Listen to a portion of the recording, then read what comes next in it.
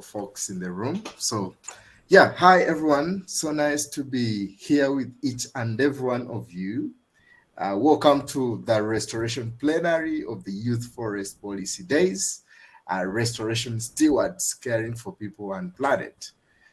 This plenary session is organized by the Youth in Landscapes Initiative and the Global Landscapes Forum. We are really very excited to see you joining us today.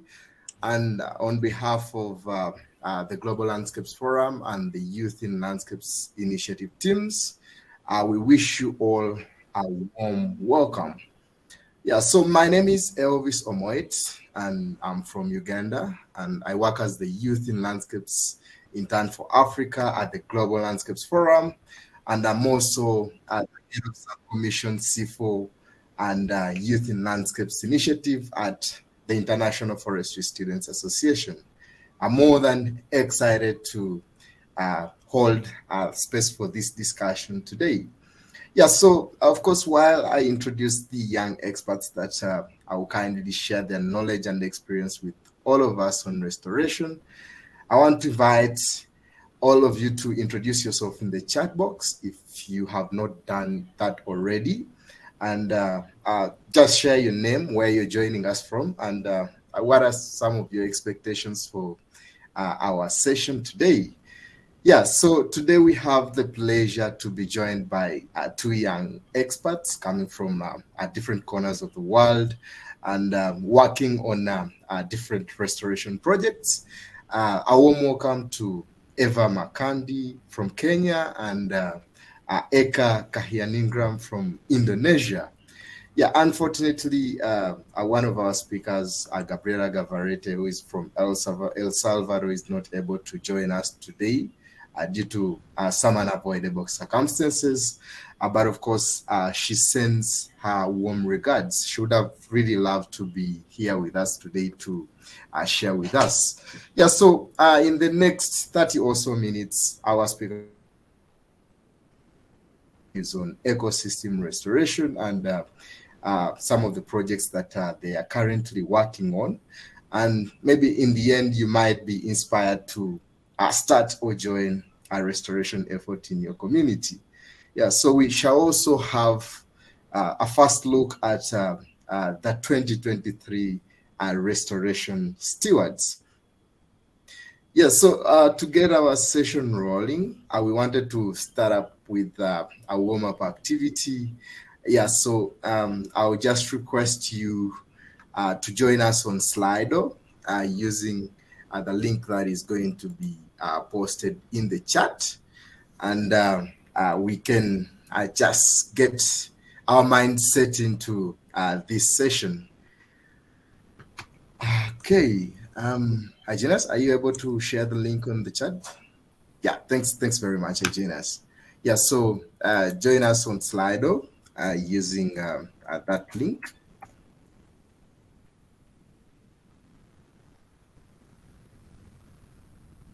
I'll just give you a few minutes to join.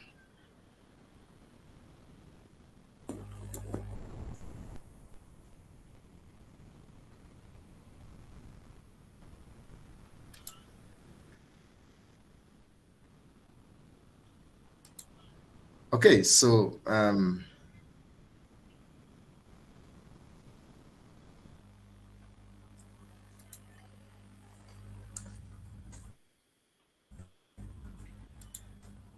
are we able to join the Slido?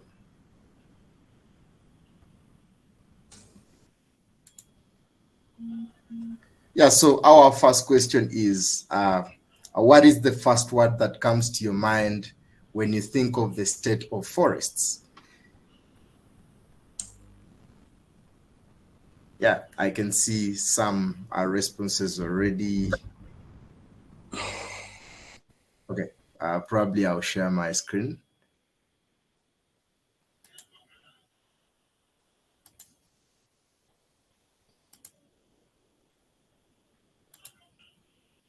Okay, can you see my screen? Nice. Yeah, so what is the first word that comes to your mind when you think of the state of forests? I see degradation, green, reduction, peril. Sorry, not green. That's interesting. Reforestation, crucials, um, vulnerable. Okay, that is really nice. Let's move on to our second question. What is the first word that comes to your mind when you think of the word restoration? What is the first word that comes to your mind when you think of the word restoration? If you're not able to join Slido, you can also use the chat. Feel free to put in the chat. Yeah, so biodiversity, regeneration, something necessary, planting, heal, growth, return, inclusive. Wow, that is really nice. Afforestation, growth, urgent. Yeah, bringing life. That is super, super nice. Okay, so we can move on to our next question. What do young people involved in restoration need? What do we need as young people that are involved in restoration? What do we need? Money, funding. Okay, interesting. Big money. I see funding and money actually in bold. We need the money. Mentorship, payment schemes, awareness about the subject, some hope from government, opportunities. Nice, nice, nice, nice. Policy support. Yeah, I agree. I agree. Well, money and funding is the highlight for me. Probably our speakers will be able to share a little bit about that and see if there are some opportunities for really young people to uh, uh, get funding for their projects. Yeah, so I'll stop sharing my screen now. And yeah, thank you everyone that has participated in our warm-up activity. We hope it was fun. And we shall now watch a short video to learn more about the restoration stewards in their communities. Hygienists, are you ready?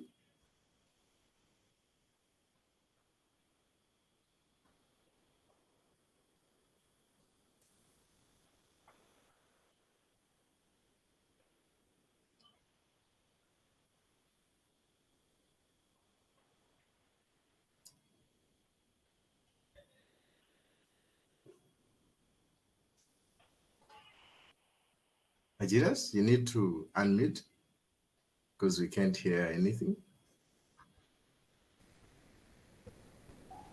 Hello, this is a technical comment. I need to share the video because I have to have the sound, so I'm going to share Okay, my please. screen with the video. Yeah. All right, Simone, could you go ahead and share the video? Hygienist, I think you can stop sharing the screen.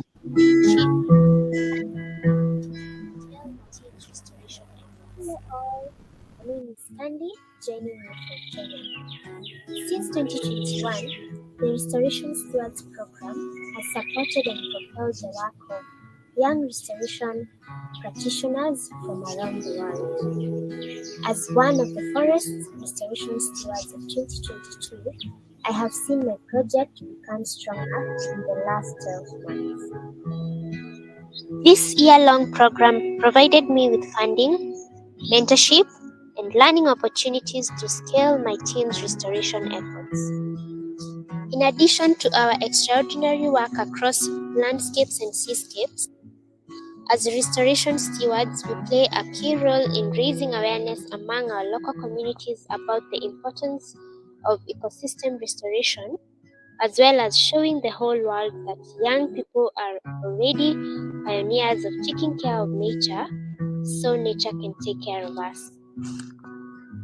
But now, the reason why I'm joining you today is to share some amazing news with you. We are very excited to see our community of stewards grow more and more each year. Please join me in giving a warm welcome to our 2023 Restoration Stewards. Yay! Salamo, ay narulong Frederica Nonaragua, Sanu Trailline Restoration Steward, ang tipo na Tilong Restoring City, YFPD, Madagascar.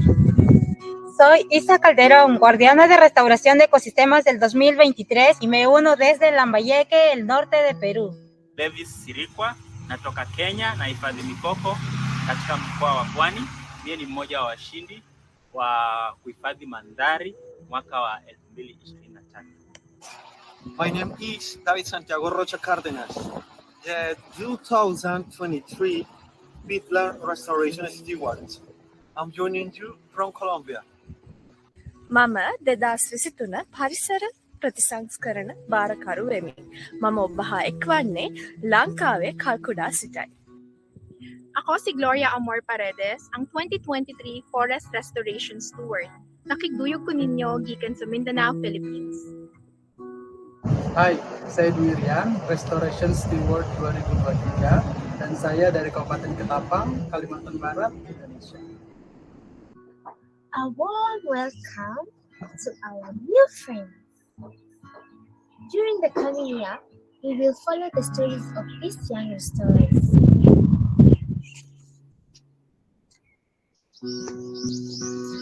The time to act is now. Join our wave of restorative action and be part of the generation restoration. Now, I'd love to invite you on a quick visit to the Philippines. There, we will meet Gloria Amor Paredes, the 2023 Restoration Steward of Forest. Hello, Gloria. Could you please share with us what young restoration practitioners like you need from policymakers and the finance world to support your work? Hello, Candy. Thank you for your warm welcome. I am so happy to be joining the Restoration Steward community from the upland forest of Mindanao, Philippines. Ecological actions coming from the grassroots are ever growing. As we know, many of them are led by passionate young people committed to contribute to a just future.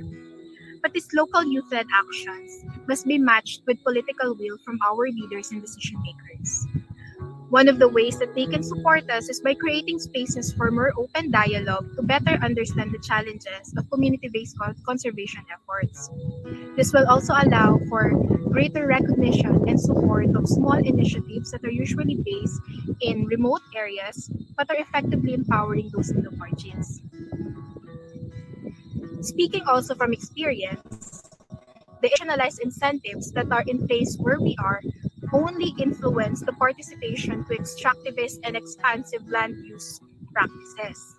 In the meantime, groups like ours, which is indigenous and local youth-led, must go through complex requirements and navigate outdated policies to access financial facilities and resources.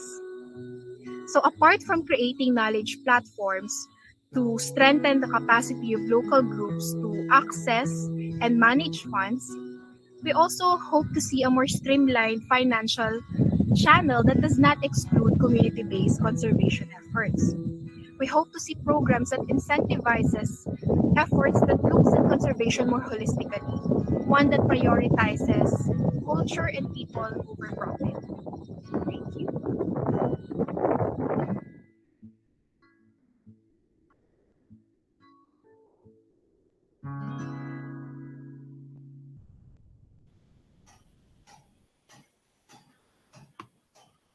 Wow, super amazing. Thanks very much, Simone, for that technical support. Yeah, as you can see from the video, from Africa to Asia to Europe to America, young people are working around their communities to restore some of the degraded ecosystems, of course, from mountains to forests to oceans to peatlands. Young people are really are taking this head on and are at the front line of restoration initiatives in their different communities. Yeah, so I hope we can draw some inspiration from what we have watched in that video to guide us through our next segment for this plenary session. And of course, without further ado, I would like to welcome our speakers today, Eka and Kandi.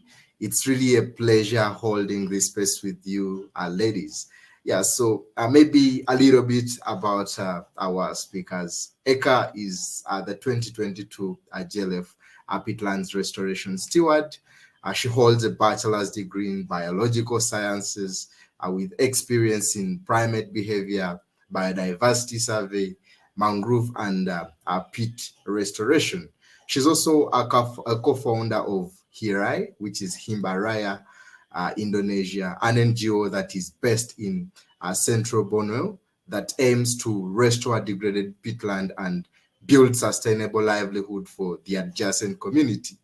In 2022, Eka was, of course, selected as the Peatland Restoration Steward by the Global Landscapes Forum and the Youth in Landscapes Initiative to restore 60 hectares of degraded peatland in central Borneo. Welcome, Eka. And then Eva Makandi, who is commonly known as Kandi, she's the JLF 2022 Forest Restoration Steward and founder of Light on a Hill organization, which is a community-based organization that is focusing on environmental conservation, restoration, education, and talent development. Professionally, she's a social scientist who holds a bachelor's degree in community development from Egerton University and currently pursuing her master's in peace and conflict management from Kenyatta University. She has community empowerment close to her heart. And thank you very much, both of you, for joining us today. For this segment, we shall just have a round discussion on some of the key aspects of restoration and around some of the questions that I have for you, ladies. And then later we can also have questions from our audience. Yeah, so to set the ball rolling and to set the tone for our conversation, I'll start with you, Kandi. Could you just tell us about the restoration projects that you're currently working on in your community? Thank you very much, Elvis, and hi everyone. I'm so happy to be here to share about my restoration journey and efforts I'm putting in. So I'm from Kenya, and of course, as you've heard, I am a founder of a community-based organization known as Light on a Hill organization. And specifically on our restorative efforts, we run a program known as Restore Mama Earth that mainly deals with partnering with kids through schools, children aged 5 to 12, to educate them on matters to do with conservation and restoration. And of course, we also work mainly with youth because our organization is youth-led. And of course, why children? Maybe many people ask me why children. We mainly target children because for a very long time, I've seen kids left out in so many things because they're seen as maybe liabilities, like they have nothing to contribute. But over the past 2 years, I can testify that children have a very key role to play in whichever dimensions of development in the community and specifically in this conservation and restorative work. Because of course, if, for instance, I've seen so many become peer educators and become more cautious of the environment over the past interactions we've had with them. So if they grow up with this kind of knowledge and this kind of kindness towards their environment and the planet as a whole, then we have hope of restoring the planet and the environment and nature as a whole. Unlike when you just leave them out and be like, they don't understand anything, they have nothing to contribute. To your shocker, like they have so much to contribute, and I've personally learned so much from children through these interactions, and I'm so happy with the progress we've had so far. Through the learning, of course, we do it practically and theoretically, whereby thanks to GLF, I was able to establish a learning center whereby we play like audiovisual like documentaries to show them maybe what you're talking about, this degradation of the planet, so that they can have an understanding of it all. We know we're in a digital world, so they want to see more, and from seeing these videos they're able to relate to what's happening in their surroundings. And we're able to even now practically we're able to like collect seeds with them, propagate them, establish tree nurseries with them, and now go ahead and plant the trees and take care of them to maturity. So basically that's what I do as a person through my organization. Thank you. Amazing, Candy. It's quite inspiring work that you're doing down there. I mean, they say teach them when they're still young, and in Uganda we have a saying. I mean, it's in the local language, but I'll try to translate it in English. It says it's the young trees that strengthen the forest. So if we start nurturing these young people, probably they will do better than what we are doing now by the time they really come to age to what we are doing. So, of course, now moving on to Eka, could you still, I'll pose the same question to you. Could you just tell us about the restoration project that you're currently doing in Indonesia?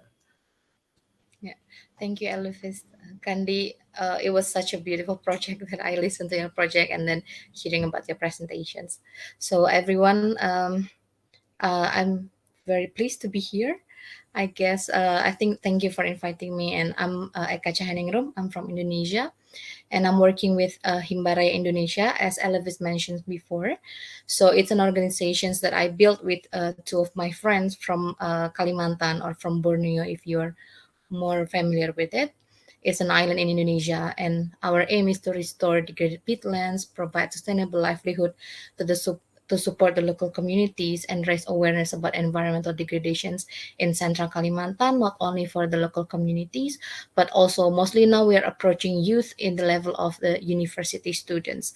So we basically take the university students surrounding the degraded area, and then we take them to the field. We plant trees together with them, and then we talk to them about the conditions of the peatland in Borneo, especially in central Borneo. And then we also ask them about what they think about the activity, and then it turns out that some of them have never visited peatland, even though they live like less than an hour away from the locations. So this project includes restorations by planting native tree species, and then we are supporting patrolling and firefighting. And then we are also doing community development to support the livelihood of the community surrounding the project area. So this past month, we are currently building a narrations to build community development project with some villages. So expanding our project area, not only doing the restorations in one area, but we're also planning to do community development.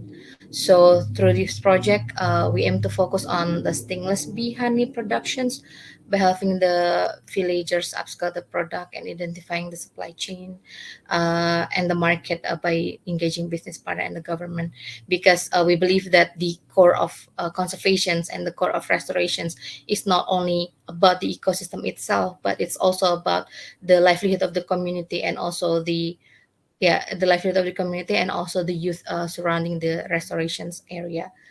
So yeah, that's what we are doing. So yeah, we're working on the peatland in central Borneo with restorations and community development. Thank you. Wow, wow. Very, very inspiring, Eka. I really love the fact that you're working with the native tree species, which are actually the trees that have been in this environment. And yeah, so maybe let's see how we can, of course, build on what you're actually doing in your different communities, but also maybe for the better of the audience here, let's get to the depth of this. Probably still I'll start with you, Candy.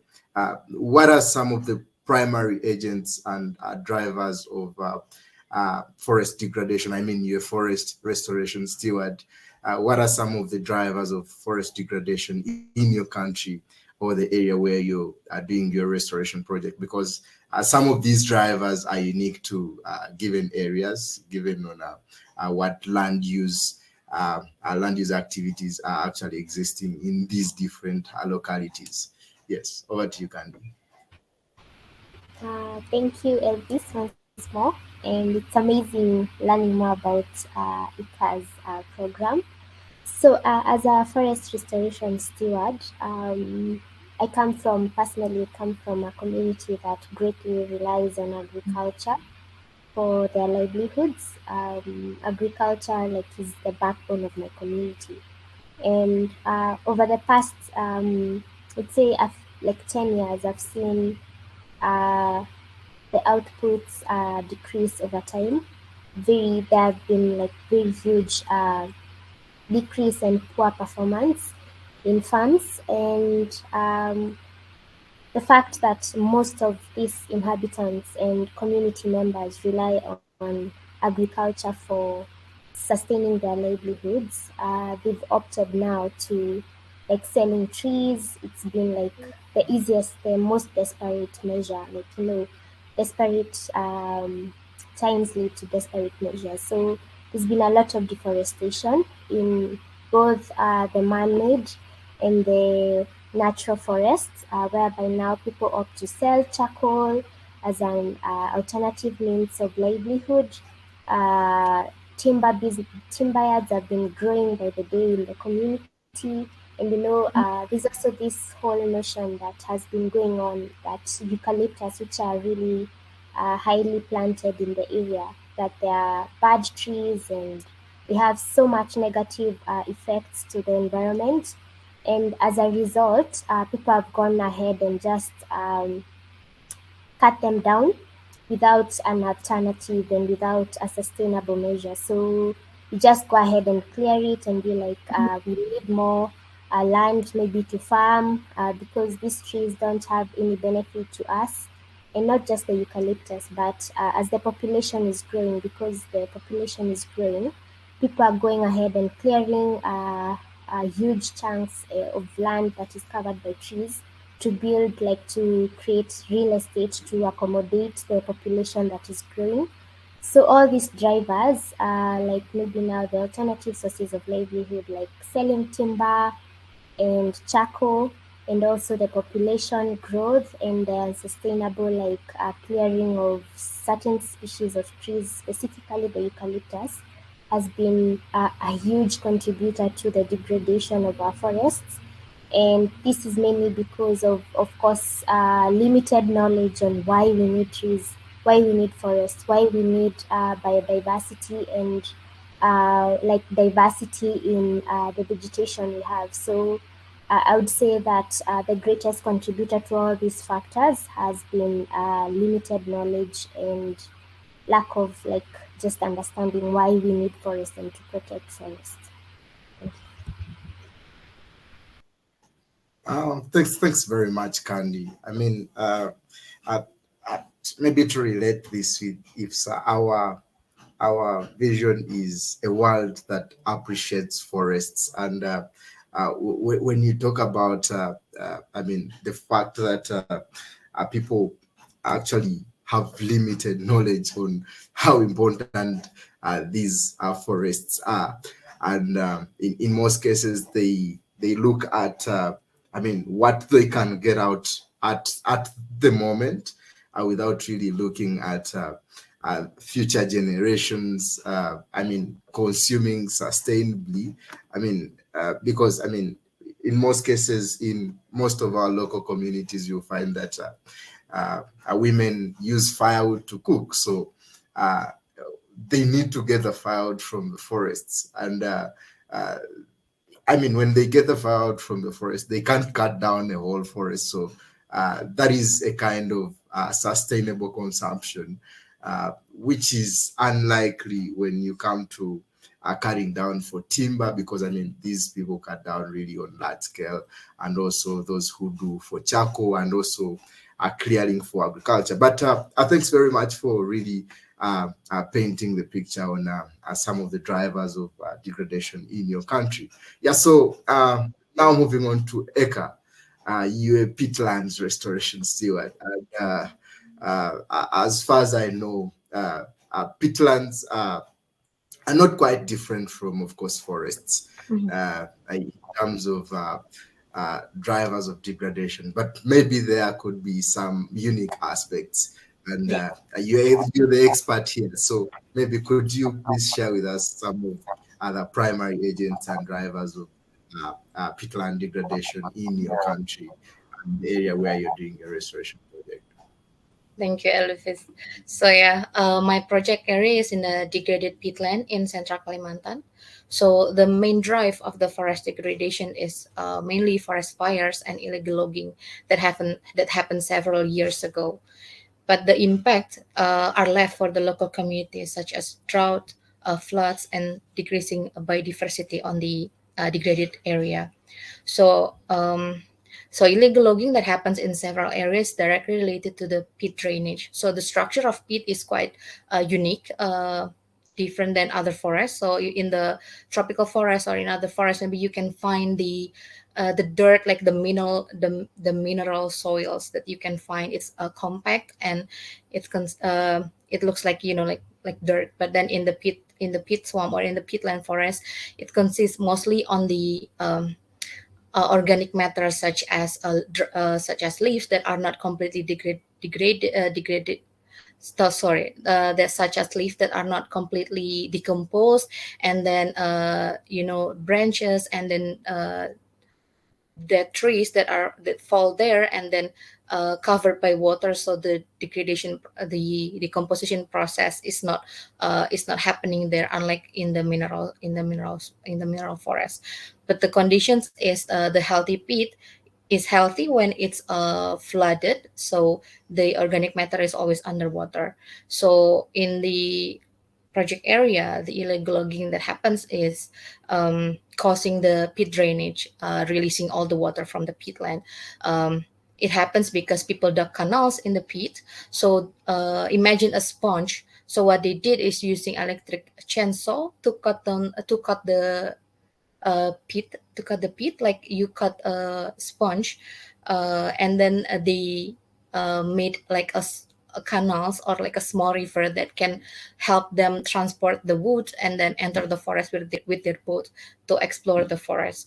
So because of those conditions, because of the water are released from the peat forest, from the peat soil, um, the pit becomes dry in the dry season, and it becomes vulnerable to fires. And then during the dry season, when it's burned, it affects the adjacent community, not only their environment but also their health. So the fire itself is also unique. So the fire, it's not only on the surface of the pit, but it's also underground. So for example, if the fire happens at this point, then you won't see like another what is it, the source of fire. But then somehow, like 300 meters from the original source of fire, 300 meters away, that somehow that the fire are there because they are traveling like underground. Now underground the pit, because it's imagining like dry leaves that you pile up on your yard, and then it can be easily burned because of the fire. So that's what happened. Because once the pit is destroyed, the hydrological functions will be disturbed. And to restore it, we need to restore the hydrological functions to enable the conditions for the trees to grow. So we planted native trees that are already used to the pit conditions, the acidity of the water of the pit, and the fluctuative water levels, and also have a strong roots. And it helps with their survival rates and increase the probability to grow. Because in some project in other areas, these methods prove to be useful, but you can see the result in 10-15 years after the projects are done. So it's quite a long time to do restorations. I think not just peatland but also other ecosystem takes a long time. So I think it's better if we keep what we have now instead of working on the degraded ecosystem. So yeah, better keep what we have now. Wow, thanks very much, Eka. Of course, these are quite unique contexts as far as drivers of degradation are concerned, because we are seeing the fires in the peatlands, and of course, looking at the context from Kandy, which is more driven by agriculture and harvesting of charcoal and timber.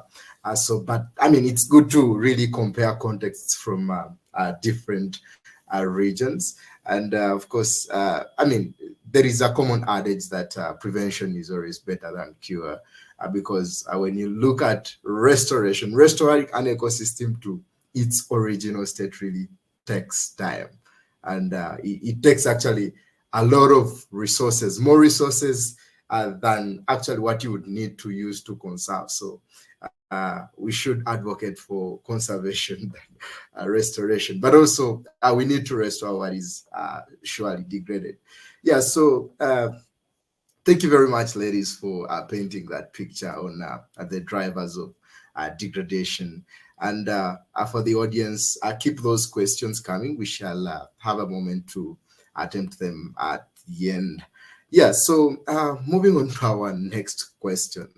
I'll start with you, Eka, of course, this time around. So why did you get involved with ecosystem restoration? What was your motivation getting into restoring peatlands? And what are some of the opportunities that you see in this sector for youth to get involved?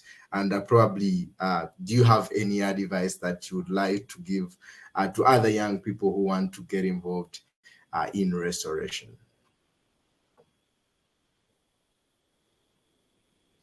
Okay, thank you, Elvis.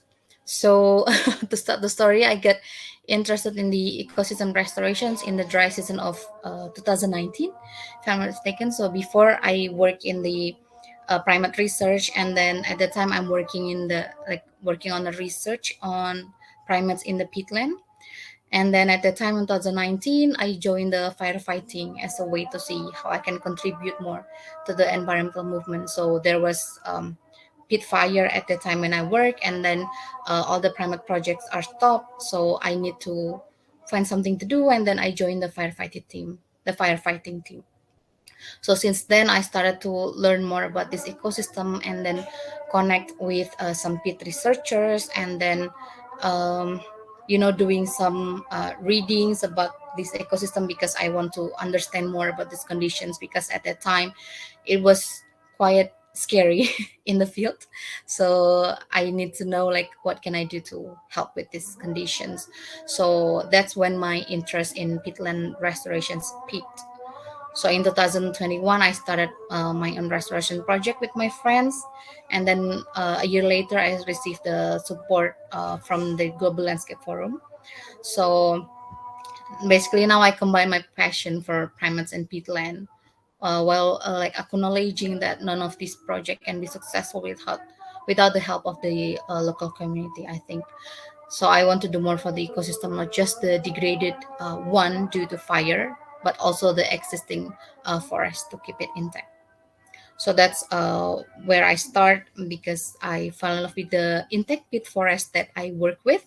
And then I see the degraded peatland, and I see the huge difference between those area, even though it's the same ecosystem, basically located maybe just 200 meters away from my camp, the burn area, and but it's completely different from the forest that I work with. So About the prospect, I think in Indonesia itself, the prospect is still great, not just by doing restorations on the ground, but also in education. So, like I mentioned before, I have a group of volunteers during this restoration stewards project. So I involve them during the like plannings, and then the blog writings, and then I also take them to the field to do tree planting. But it turns out that they've never gone to the forest, the intact one or the degraded one, even even when they live just like less than an hour away from the sites. So they're local youth, but they've never ever like got the chance to do restorations activities or even visit the intact forest around their area. So it's quite exciting for them to just to go to the field planting trees under the scorching sun and just like with their friends together have some stories. And then I think it's quite exciting and a good prospect in Indonesia. So I think for my advice for the young people, so for young people who wants to join the movement, let's move together. Like, don't hesitate to make the first move by joining a campaign or being a volunteer to your nearest conservation project. I think it is a great way to start your journey in conservation is by getting to know people who work there, by getting involved, and then by doing the activity itself. Not You don't have to go to the field, but um, to get involved with the nearest conservation project itself is a great start, I think. Thank you, Elvis.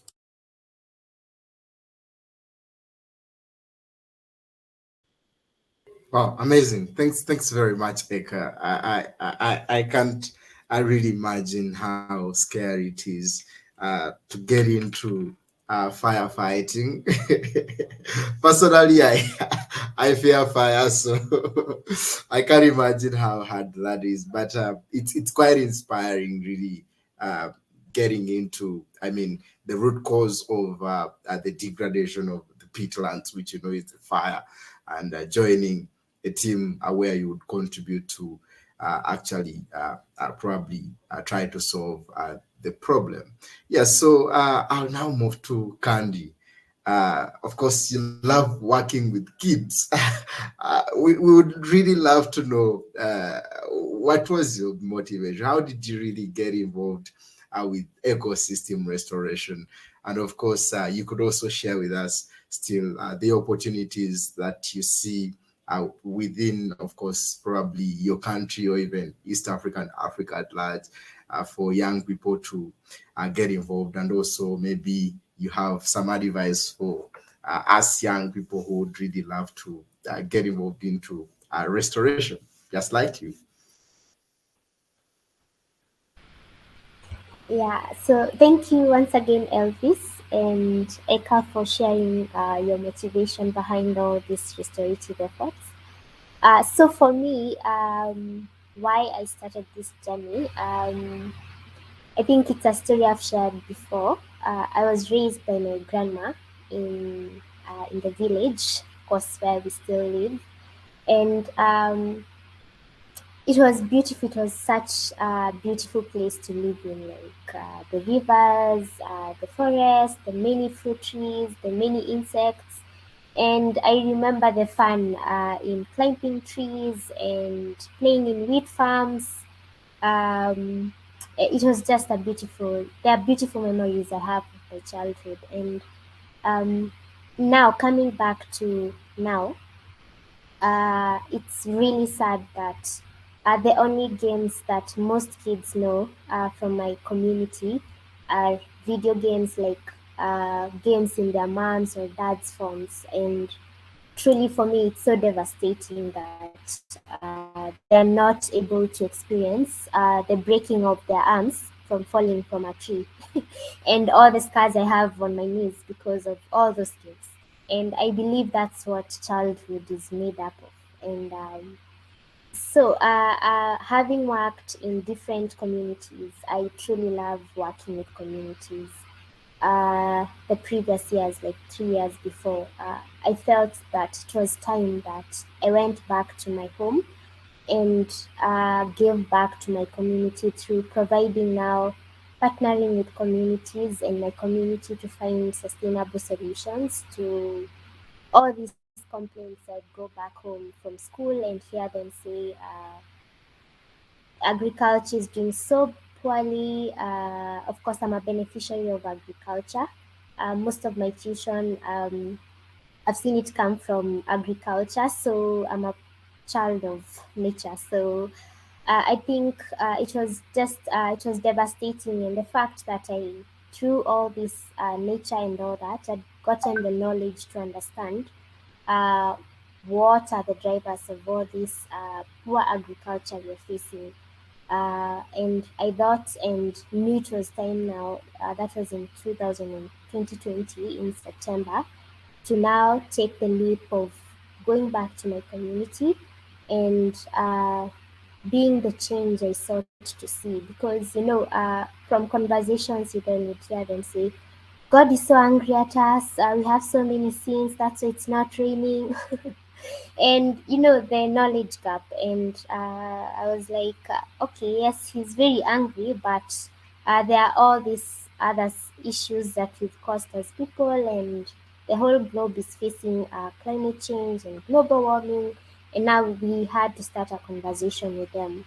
So that was my greatest motivation, to have to restore back the environment I grew up knowing, so that my younger generation can also get an opportunity to grow up knowing it, and also to bridge this gap of this knowledge gap that was in my community of maybe what climate change is and how we've contributed to it as a community, and getting to find sustainable solutions that are community based to reversing some of these effects we are seeing.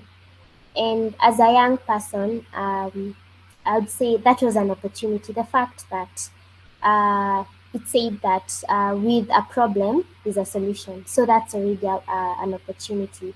And as young people, we are so energetic. Like, we have this synergy, this energy to drive change. We can shout, we can activate and say that this is not working, and already that there's all this crisis going on in our planet. This is an opportunity for us, young people, to be the change, to come up with solutions. If passion is driving you, if you're seeing there's a crisis, talk about it. The same thing that you said, problem shared is a problem we have solved. So the fact that you'd say, I remember when I began this journey, some of my peers got like I had lost it, like I was going to do dirty jobs, and they saw me collecting garbage with kids in the community and planting trees. What's happening to Candy? Is she okay? What's and I think we need to change all this mentality we have as young people. I've had conversations with some of us, and all we want is our maybe office jobs, working in very fancy red-plated organizations and getting all these amounts of salaries. It's okay to have all those things, but also I believe I've seen how rewarding it is working for nature and the planet and driving all this change that has brought me here. It's not been an easy journey. It's been really tough. It's been a discouraging journey to some extent, but I have seen how rewarding it's become over the past, as I kept on persisting and moving on, and seeing all the smiles from kids and seeing them be like, Candy, where are we going next? What's the next engagement you have with the community? I saw this man trying litter yesterday, and I was like, that is so uncool. You don't litter, because this is our planet. And already that's my greatest motivation. And even for that young person who is wondering, where am I starting?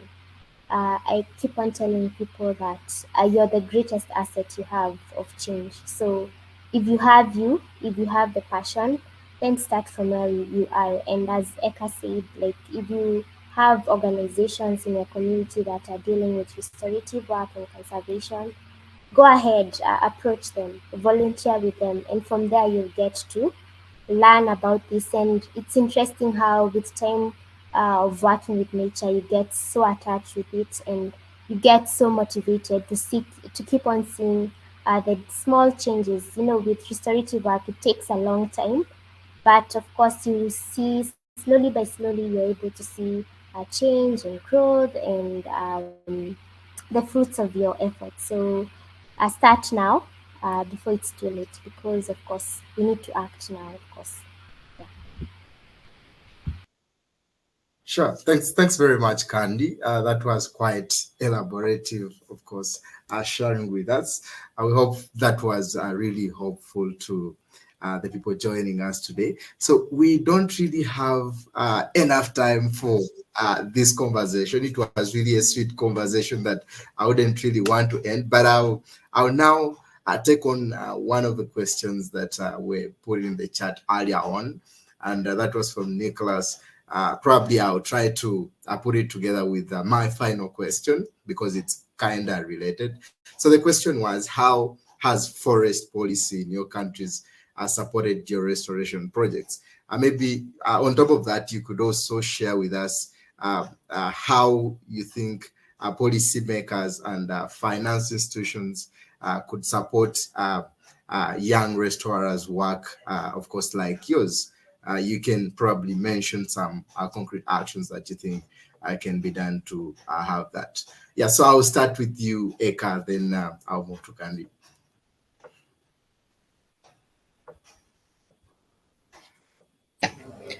So related to the government and their policy, I think nowadays and they're getting better at supporting the restorations project. It's proved by the what is it the I forget the English, sorry, the lower number of the forest degradations, and also the like how they response to the activity in the field. Like for example, when in like a few years back when I was still working in the pit, in central Kalimantan, whenever there's like the slash and burn practice, the government are very quick to find the source and then to what is to maintain the situations. So it's quite good, and then it can be seen also by the move from the government where they are making the mangrove and peatland restorations, like organizations from within the government itself. So the organizations help with the raising awareness on the villages near the ecosystem, near the vulnerable ecosystem, and they also give fundings to the villages to uh, you know to help taking care of the degraded area. And then sometimes they also take students to do field visit, so they can raise their awareness for the student itself. And then it also can be seen from the way we like Hirai working with two organizations in the field. They and it's because we have the same visions and mission, so we work together supporting the project of the government agency in the field to restore, and then to empower the local community to restore the peatland. And for the second questions about how the policymakers and finance institution can support. So I think there are two things that can be done by the policymakers and the finance institutions. I think the first one is the collaborations, and the second is inclusivity. So we are young, we don't have big track records like backing us on our restorations work, so we need the kind of support like involving us on events related to restorations and policy related to our work, and then give us a place where our voice can also be heard. And the most important is to give us a chance, an opportunity for us to prove ourselves that we want to help to work on these issues, even though like we are young and maybe lacking experience in some people opinions. And also that it will be great if there are small grants program for from the financial institutions, specifically for projects undertaken by young people, you know, to create more inclusivity of the young people in like in the world, because sometimes we have the drive, you know, we have the passions, but we are lacking of like support and guidance. So that's my take. Thank you. Wow, thanks very much, Eka. Candy, would you like to build on what Eka said briefly before we close? Um, Thank you, Eka. I totally agree with everything you've said, and Elvis, of course. For me, I'm happy with. We are happy as a nation. We have a new government, and a government that is so keen on restoration and conservation. We had a target as a country of restoring forests, 10% of the forest, and now we have a target of 30%, which is really good. Um, However, I feel that for the longest time, um, indigenous voices and youth have been left out in these decision making platforms and tables. Or maybe if you're there, it's just to show that we included the youth, but most times the ideas and the concerns we share are hardly taken into account. And it's high time, as Eka said, we need to be genuinely included in these decision making processes. For instance, in my country, the government getting any grants, most of the funding opportunities that are present are like loans, small loans. So, of course, as non-profits, there's no way we take loans because we're doing community work and all that. So, if there were more policies where funding opportunities are increased, and as Eka said, we are young, we don't have a huge track record. In my country, they ask you, who do you know in these offices? So we hardly know anyone. So we just need people who believe in what we are doing and people who are ready and willing to give us an opportunity to learn and grow in this process. And also with funding, I'd say it's one of the most difficult things to, or things that, as you saw in the warm-up activity, finding money, it's one of the greatest challenges we experience as young restorers. And I'm so grateful to GLF for giving opportunities to people like us to enhance our efforts. And for instance, when you're applying for grants, there are so many requirements that sometimes you're hardly in a position to meet. And I truly appreciate the approach that GLF is using. Um, and I would wish for more opportunities as this. People are truly willing. You know, we're always talking of climate action now, but I feel it's more of words less than actions, because I feel that these people are able to speak and all that. That's where the money is.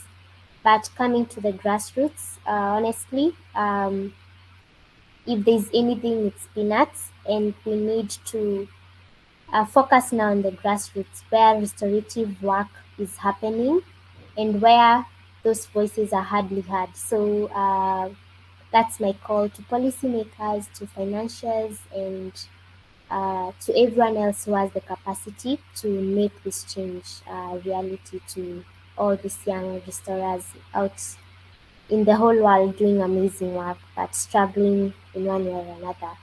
We need to join hands if the planet has to heal. Thank you. Wow, thanks very much, Candy. I really would have loved to have this conversation further, but of course, due to the time limit, we can't really move beyond this time. But a big thank you to you, amazing ladies, doing great work in your community. And thanks for sparing some time to share with us your story around restoration and also your expertise and knowledge on this topic. Yeah, so we hope, of course, the knowledge that you've shared is beneficial to the people that have been part of this plenary session.